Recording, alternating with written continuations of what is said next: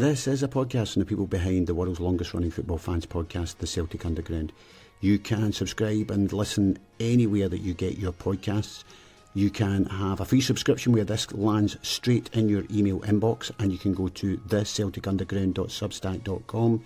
You can also have a paid subscription where you get some additional content, including the In Conversation podcast every week, and the Celtic Da written, which is basically a rehash of the E-Tim's Rumour Mill, from Glenn Tintin from years ago.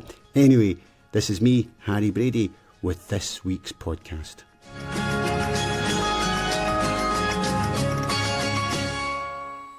This is the first time we've tried this, so if it's rubbish, it's rubbish. I don't care. This is live on Substack and Facebook at the moment. I have no idea anything about Facebook, so it's the Cup Final podcast, but it's also going to be a podcast if you listen to it afterwards. So if you listen to it afterwards, this is 7:56 on the day after one of the worst Cup Final performances in my lifetime. And I'm joined by Ross Hall, Andrew Smith and Eddie Pearson. So also, I've got a camera there and I'm looking at the computer here, so I'm not ignoring you. It's just because I don't know how to work this. How is everybody? Eddie, Ross, Andrew, how you doing? Better than yesterday. But not as good as it'll be tomorrow. Yeah. I'm okay. I've not really been on social media, but I did jump on to say about this, and I saw some Rangers fans, and it reminded me of when we were really shite in the 1990s, where our only satisfaction was Rangers not winning something. But with hindsight, that was just a shite way to be, that your only satisfaction was somebody else not winning something because you were too shite to win anything.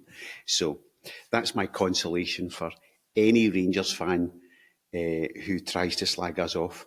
Imagine being so shite that your only thing you win is the trophy of seeing your rivals not win something. So anyway, team for yesterday was pretty much as we expected because it was a team from last Saturday. Ross, what was your thoughts on the team? Andrew and I had spoken about this when we'd done the preview podcast. I think we went one way on one of each of the players that we thought would be up for debate. Andrew went with Bernardo and Forrest. I went with Kuhn and McCann. So, but to be honest, I was happy enough with the team. I don't think anybody would have been, particularly unhappy. I think you could see the sense in it. I think you said it there. It was the team that started last week, which I think was what we kind of expected would happen. So, yeah, no issues with the team. Just it was as expected. I suppose from my point of view, the only disappointment would be, and I said this last week, and Andrew brought this up at the end of the podcast, is I'd always like to find room for Sean McArdle, but with 8 subs, which is the bizarrest thing possible. Having a Scottish Cup that's 1 sub less than every other tournament just seems a bit odd, but hey. Do you know, that has just passed me by, that principle that the Scottish Cup has 1 less sub than every other competition.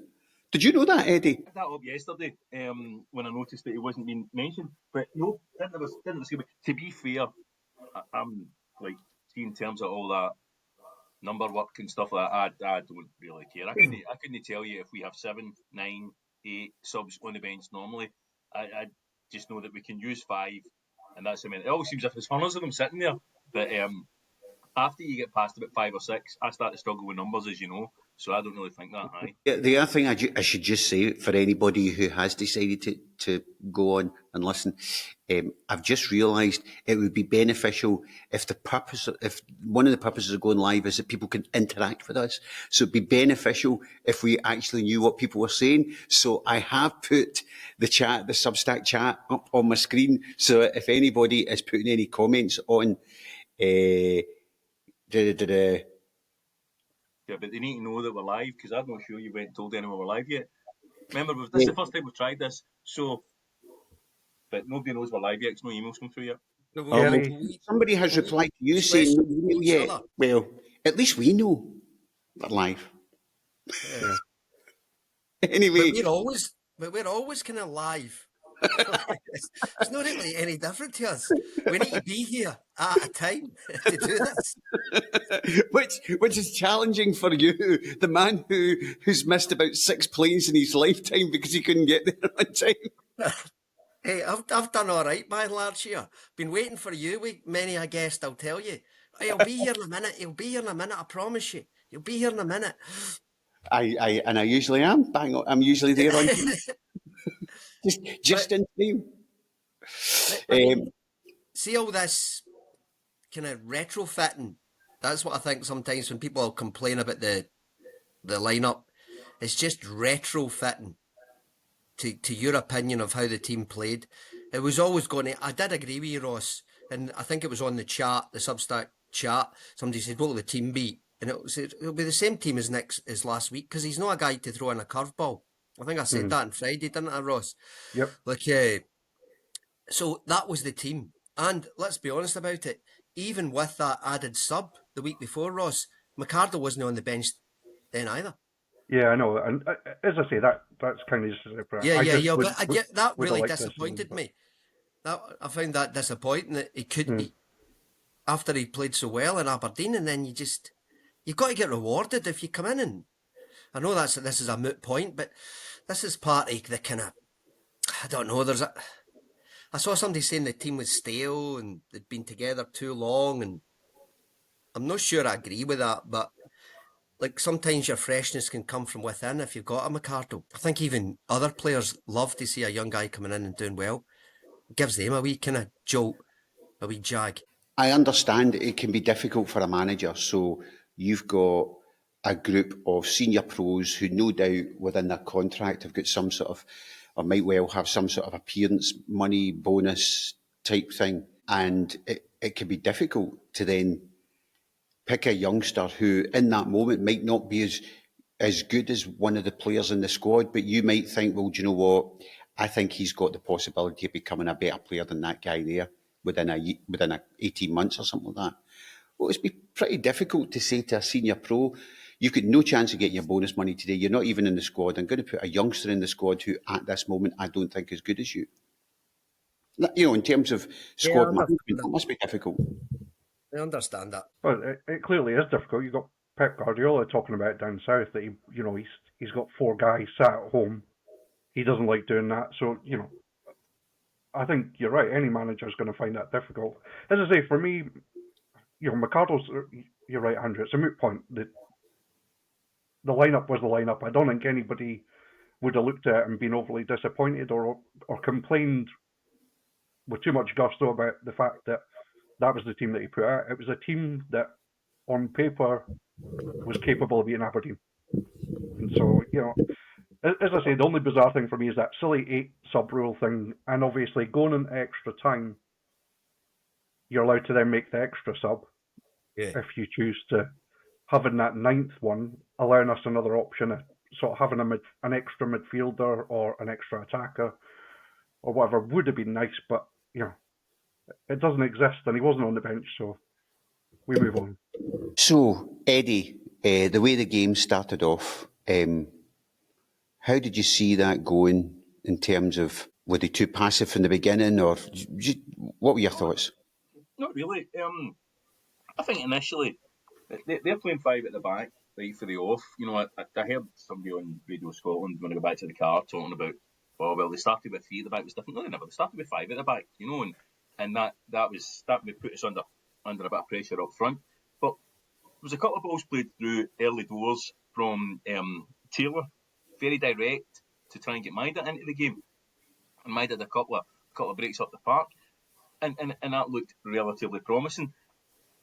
It just felt as the game progressed that we started to find it hard, and we were a wee bit surprised that we found it hard, and our mentality started to shift as the game progressed into, this is a bit more difficult than we thought it was going to be, and we started to be more cautious. The first 5-10 minutes, I thought we were quite adventurous in terms of what we were trying to do. Now, I've not watched it back in detail. I watched the Sports Scene highlights this morning after Mass, just to get a reminder exactly what happened from a different perspective. But I've not seen chapter and verse of it, and I don't think I'll bother. But I get the impression that first 10 minutes, we've got control of the ball here. We must have had about 95% possession for the opening 10 minutes of the game. And we were trying to move the ball forward, call it vertical, whatever you want, but we were trying to play the ball forward as quickly as possible, and that was a positive.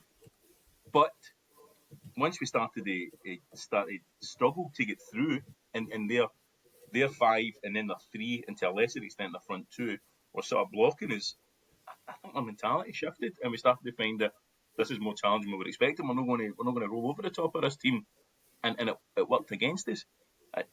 I can't give you the exact moment when it shifted, but certainly the first 10 minutes was a positive attacking play for Celtic, and I felt, this is going to go the way we want it, but it didn't work out that way. Andrew?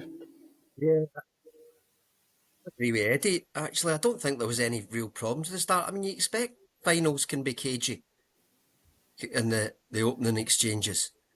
And actually, what surprised me is the stick that Bernardo's taken subsequent to the final, because I thought he was the one midfielder. He was making himself available. He was playing those wall passes. He was trying to kind of pick a way through. I actually thought he did okay. I thought McGregor did okay. The 2 centre-backs were okay. Taylor was okay. And the rest of them were dreadful. That was the way I read it. But I thought initially, that's the way you try to tease them out. They weren't coming out, but you try to tease them out and try to kind of just feel your way into the game. And I think they were doing okay in that sense. But it just, the meandering just, even when they got, you thought at the start of the second half, Aberdeen will lose a wee bit of heart from just losing that goal just before half time. Celtic will crank it up here and they'll get the second goal and it'll all be fine and dandy. And it didn't really happen.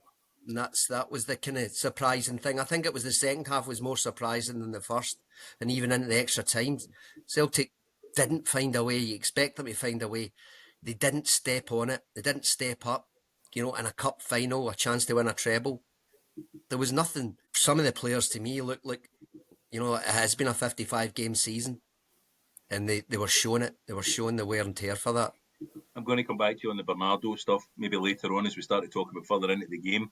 I thought Bernardo looked like he had plenty of energy, and I don't know whether I was being he was flattering to deceive a wee bit. I'd agree with you. Initially, it looked like he was very involved. But from about the 65th minute, maybe 75th minute, I thought he just fell apart, and every pass went to the wrong guy. And but we can come back to that later after the substitutes and things. But I would agree with you initially, but I think the lasting memory of his performances was the tail end of his game, and I think that's why people are giving him such a hard time. Yeah, well, he got an injury. I think that was part of it. Him and he went down, and you thought his race was run. I think that was just before Forest. I know he got taken off after Forest, I think, didn't he? Did he? But I think he got some kind of knock, so he maybe wasn't. He wasn't able to carry on. He got replaced by Shoop, and Taylor took up that position, and no doubt we'll come back to that later. But that was an interesting decision as well. Yeah. He did. I think he did that previous Saturday as well, didn't he?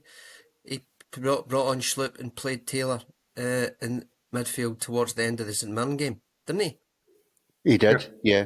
Yeah. I mean, at the beginning, there was 3 times, when we do that passing about the back with centre halves, there was 3 times where the ball went to Scales, and he was sitting reading a paper or something. I don't know what he was doing, but anyway, the arrival of the ball seemed to come as a complete surprise to him, and it went right across his feet and beyond, and he had to scramble over to get it. There's one in particular in the first half when that happens, and to be fair to Scales, because I remember exactly the situation you're talking about. I remember. He lays the ball off to McGregor, when McGregor has no issues at all, and there's plenty of room. And McGregor just pings it straight back to him. Scales has passed it to him and thought, right, I'll start looking at what's happening over to my left here, and doesn't realise that McGregor's just pinged the ball straight back to him. And that kind of reflected a couple of decisions that McGregor made, and I think McGregor's great. But there was a few times where, take the ball and turn with it. You've got a time to turn with it. And if you're not going to turn with the ball at all, and you're just going to play it straight back to the guy who gave you it, what's the point in passing it to you in the first place? I just couldn't get my head around that. But we do that all the time, where somebody passes to someone and they pass it straight back to them. I mean, Yeah, that happens 100 times a game for us. Passing stats are brilliant because of it, but it doesn't go anywhere. I teams know, do but that.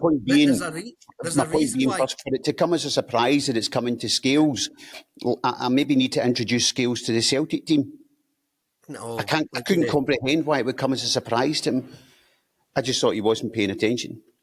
no, there was one time that happened. There was one time that happened that he was surprised to get it. Like I accept that, but I think it was one. It wasn't 3 times. There was one time that happened. But Celtic No, do it was that. 3 times because the guy behind me was going mental about it.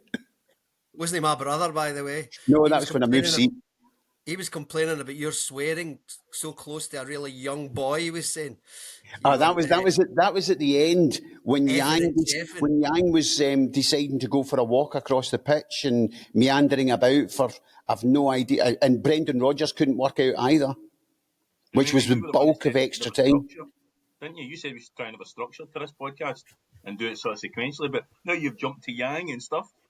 Well, it's only because he mentioned his swearing, and there was 2 things that kicked me off with my swearing, and that was Don Robertson, which was just the most. I hate it when, if you criticise referees, people then jump on and go, "That's not the reason we lost the game." I know it's not the reason we lost the game, but I thought Don Robertson was an utter disgrace, and we'll maybe get to that. And it was because he mentioned the swearing, so I was swearing at Don Robertson and Yang, who Yang was doing my boxing the whole of extra time. Anyway, back to where we were. Andrew, I just was a bit concerned that we were being very passive and. Yeah. You've seen this. I mean, it was just a continuation of the St Mirren game in a lot of ways.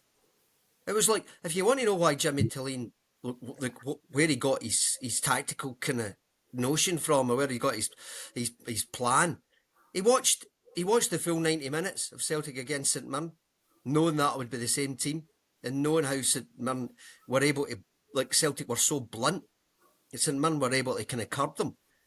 Again, you have to be physical. You have to be, you have to be on it, and you concentrated. And St Mirren were all of that, and Aberdeen just did the self-same ploy. They just went for the self-same ploy, and we're starting to see it more often now. We're starting to see it more often that you can kind of clip the wings of this Celtic team, and if I was a manager, I don't know why people complain about the way Aberdeen played. I would have no ambition. I used to play Championship manager and I put Henrik Larsson in midfield. I played a 4-6-0 because I just didn't want to lose anything.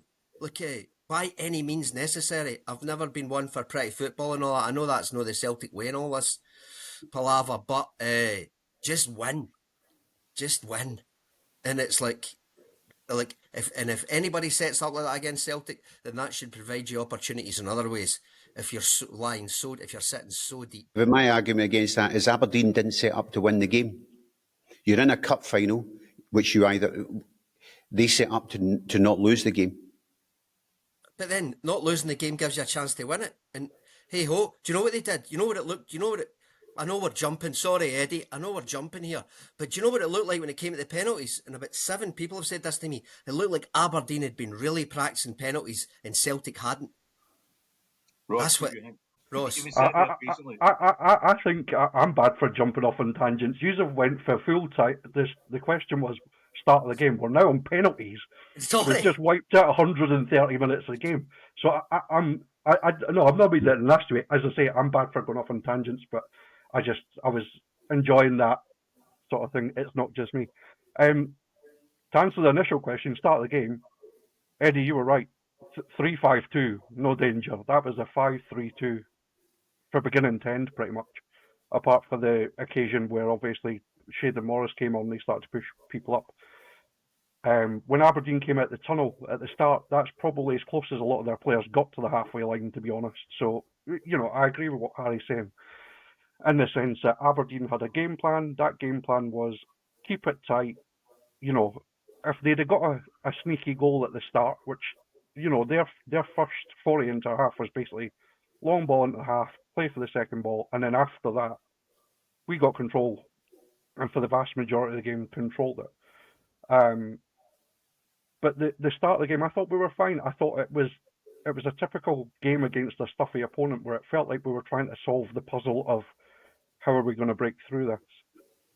I think you're probably right. After about this, even when we scored, it was starting to get that point where you were feeling we looked quite bland. There wasn't really much dynamic in terms of none of the midfielders were doing anything wrong, but none of them were really doing very much right in an attacking sense either. None of them were driving up and beyond either. There wasn't any great deliveries going in the box. Kuhn cut inside about 100 times, and normally I quite like the fact that Kuhn's got that lovely curved delivery to back post, but it was just loads of passes inside. And then you were saying about the scales thing, and I agree with both arguments in the sense that, we do that probably more than we should. But I agree with you, Eddie, in the sense that he's gave the ball to McGregor, and McGregor had the freedom of hand and to turn, have a good look. And his instant reaction was play that pass back. And that was what the game subsequently became. It became loads of sideways passes, loads of players standing, minimal effort to try and drive at someone or to run beyond someone. So, it was a sticky game up until even the goal we scored, it was an awful goal. In fact, it was two awful goals that pretty much summed up the game. So, to start the game, nothing bad, but it wasn't great either, in my mind. Hopefully that answers that question. Brian still with us, or is he? He's done a scales and kind of No, nodded off. Doesn't he I'm realise he's part of this team? I I'll pass the ball back. We're passing the conversation to you, Brian. I told you I would disappear at times when I was trying to get. So we're definitely live on Facebook. For some reason, I can't work out why we're not live on Substack at the moment. That's what I'm fiddling about with while you lot are talking. Fair I did say that at the beginning. That you've got to pay attention to the producer. What's up, yeah? The producer. I'll do my wee Ronnie Corbett. Where's my glasses? One for our younger viewers. Yes. Even Ross is mystified by that one. He's too young for that. So it starts to go wrong pretty soon into the game, right? So after the initial burst of energy, we've said that we think that we'd accept the team lineup. We didn't. I would have liked Forrest to start, if I'm being honest. Ahead of Kuhn, but I can understand why Kuhn started ahead of Forrest. But I'd have liked Forrest to start, and he's probably thinking, need to hold Forrest reserve, bring him back on later on in the game. He can get his medal, he can get his glory, but he's probably not going to be a starter in that match. But if I had the choice, I'd have done it that way. What did you think of Scales starting ahead of Trusty? What are we saying there about Scales starting ahead of Trusty in the final game of the season? Well, I think he's the first choice centre back again. Yeah, I think there's no doubt about it. And you really do wonder if they hadn't assigned Trusty, you think Narowski, look at what we've seen of him. You could imagine him. Why could he not be the understudy rather than Trusty? I mean, Trusty's maybe no longer this world if they get any kind of decent offer for him. They might just, for him? Well, I don't think they would necessarily get their money back in anybody they signed last summer, so that's pretty damning, I would say, about what happened last summer. I think we would get our money back. We would get more than our money back from Trusty. We would get more than our money back in Eden. We'd get more than our money back in Engels if we sold any three of them in the summer. All with Champions League experience now. All Champions League experience. He just scored 20 goals this season. Some of them have been in the Champions League. Trusty's best performances for Celtic were in the Champions League. Yeah, but his worst ones were at Dens Park. Yeah, so if you're going to, if an agent was pulling together a highlights reel for Trusty, then it's going to be a highlights reel that's got all these Champions League stuff in it. You get your money back for him at least. I'm not so sure. If a decent scout or recruitment person was looking, they'd bypass that video and look at his games and ones that have been flagged as concerns, which would be Dens Park. And also you would ask the question of why is he playing behind Liam Scales? Yeah. But then, as somebody said to me this week, the funniest thing of listening to people out with football is they assume that there's people with a strategy and a system and intelligence within football, and invariably there's not. No comment. So, Narowski, it's interesting though, is that somebody went and said this week that Narowski and Bernardo are apparently brilliant in training all the time. They're brilliant in training. Consistently good in training. Yeah, Right. and like if you were just picking purely on training performances, they would be getting a run.